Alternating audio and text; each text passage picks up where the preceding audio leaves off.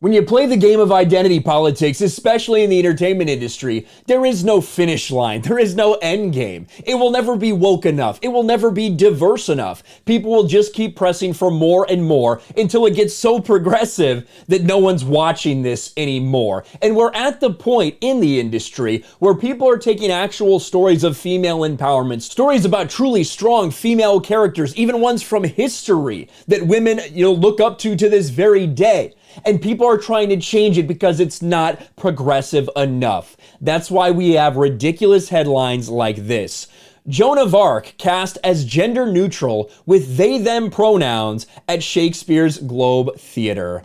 Is anyone truly surprised by this? It might look shocking, it might look ridiculous, but are we truly surprised that the people who want to push these things in all forms of entertainment, and of course theater's always been more progressive than a lot of other forms of entertainment, but this is going on everywhere right now. Is anyone truly surprised that this is where they're going next? Shakespeare's Globe Theatre in London has announced it will portray famed French woman warrior and Catholic saint Joan of Arc as a gender-neutral character with they/them pronouns in an upcoming play.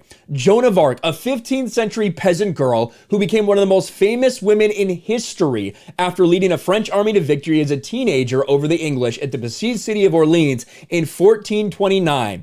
Claiming to have been divinely inspired after seeing a vision of Archangel Michael, will now be cast as a non-binary character in the Globe Theatre's new play, I, Joan.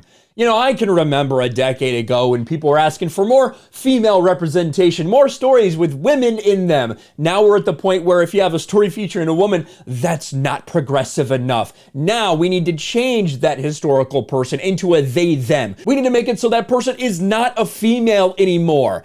And people are a little bit upset about it. This was the announcement here. Our new play, I, Joan, shows Joan as the legendary leader who uses the pronouns they/them.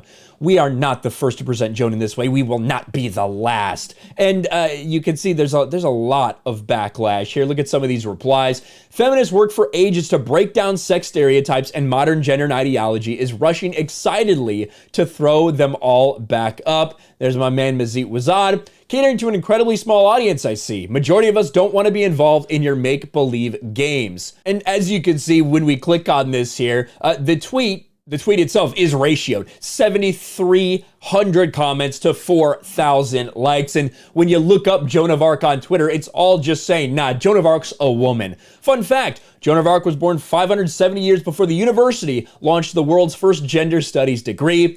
Joan of Arc was a woman. Joan of Arc was a woman. She was not non-binary. Daily Wire, Joan of Arc, when she hears about this, waking up from the casket right there. What else do we have? There's Trey Courtney. Joan of Arc is literally a biological woman.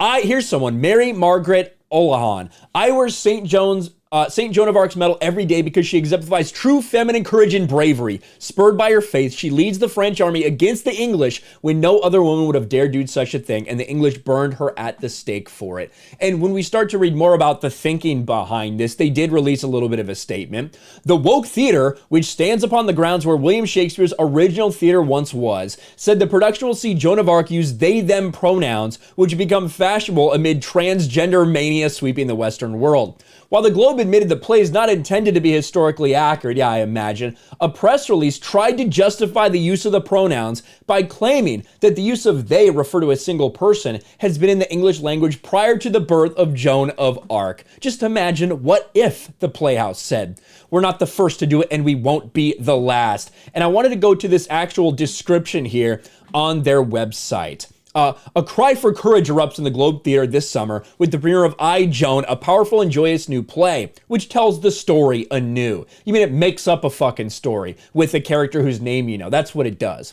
The men are all fighting again, an endless war from nowhere. An unexpected leader emerges, young, poor, and about to start a revolution. This is Joan. Of course, the men are fighting, right? Because they're trying to say, hey, men are bad, but also this character isn't really a woman. It's non-binary, just so you know.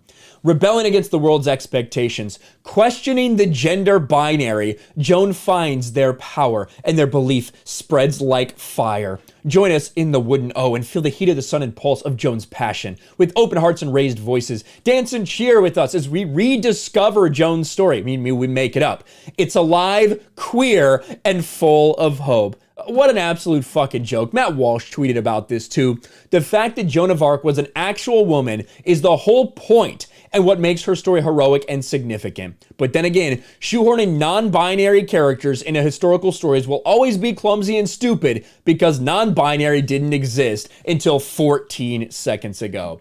This is laughable, and I imagine a lot of people have a very big problem with this, especially if Joan of Arc is a Catholic saint, right? Achieved sainthood. The reason this story is important is because Joan of Arc is a woman. That's why this story is so special. And by changing this person into a make-believe, they-them, non-binary person completely eliminates all of that. And a lot of people can see right through this bullshit for what it is, complete and total bullshit. Let me know what you think about this in the comments below. Smash the like button, subscribe to the channel, ring the bell for notifications, share this video out there, and I'll talk to you later.